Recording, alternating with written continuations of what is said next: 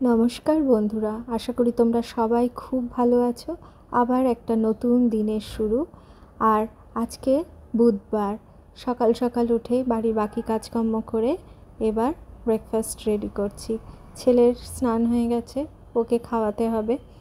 ওর জন্য, আমার জন্য আর উমেশের জন্য একসাথেই ব্রেকফাস্ট রেডি করে ফেলেছি। আজকে করেছি পামকিন স্যুপ। এর মধ্যে কিন্তু কোনো ক্রিম দেয়া নেই, একদম হালকা করে পামকিন স্যুপ করেছি। এগ বয়েল রয়েছে, বাটার আর ব্রেড রয়েছে, আর শসা। ছেলেকে খাইয়ে নিজে খেয়ে তারপরেই চায়ের সময় হয়ে গেল। চাটা আমি খুব ভালো বানাই, এটা কিন্তু আমি উমেশের থেকেই শিখেছি। উমেশ খুব ভালো চা বানায়।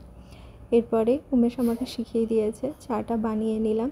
একটু আদা দিলাম, একটু এলাচ দিলাম, আর চা পাতাটা ভালো করে গরম করে নিয়ে তারপরে তার মধ্যে দুধ দিলাম। চা পাতা ফুটে গেছে, চাও হয়ে গেছে। এবারে চা খাওয়ার সময় দেখা যাক আজকে অন্য দিনের মতন চা খেতে পারি কি না। অন্য দিনও যেমন অবস্থা হয় সেরকমই আর কি হয়।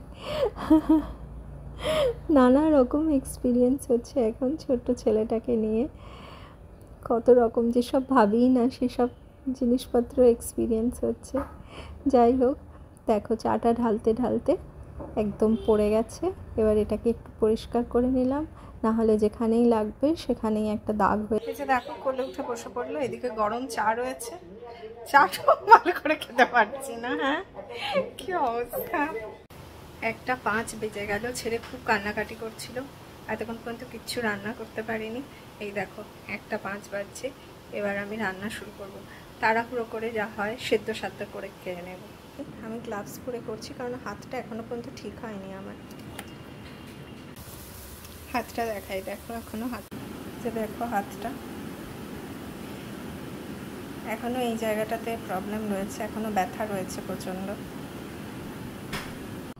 আজকে মোটামুটি শুধু সবজিই রান্না করছি, কারণ আমি তাড়াহুড়ো করে না ননভেজ খুব একটা রান্না করতে পারি না। যত সবজি আছে ফ্রিজ থেকে বার করলাম আর একটা একটা রেসিপি বানাতে শুরু করলাম। প্রথমেই আমি ঢ্যাঁড়স কেটে ভালো করে আগে ধুয়ে নিয়েছিলাম, জল ঝরতে দিয়ে দিয়েছিলাম। তারপরে এই ঢ্যাঁড়স কেটে একটু পেঁয়াজ মশলা দিয়ে ভাজা করে নেব। এখন তেল মশলা খুবই কম খাচ্ছি, কারণ গরমটা প্রচণ্ড পড়েছে। এই গরমে বেশি তেল মশলা খাওয়া যায় না। আর যেহেতু আমিও আইটিতে ছিলাম আর প্লাস আমার বড় আইটিতে রয়েছে, তো সেটাতে আমি দেখলাম যে আমাদের তো বেশিরভাগ সময়টাই হচ্ছে বসে বসে কাজ। খুব বেশি তেল মশলা খেলে না আমাদের খুব সমস্যা হয়।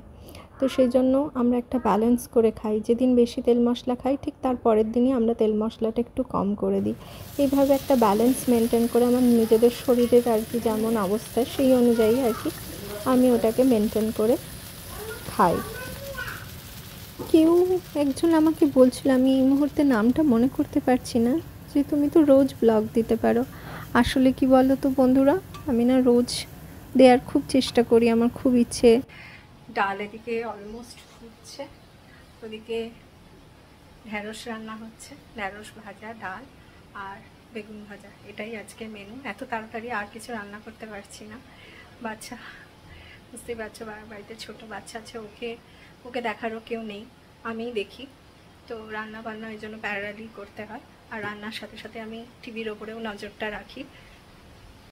ছেলেকে খাইয়ে নিজে দুপুরের খাওয়া দাওয়া করে তারপরে ছেলেকে আবার ঘুম পাড়িয়ে দিলাম, আর একটু টিভি দেখলাম, একটু বইও পড়লাম।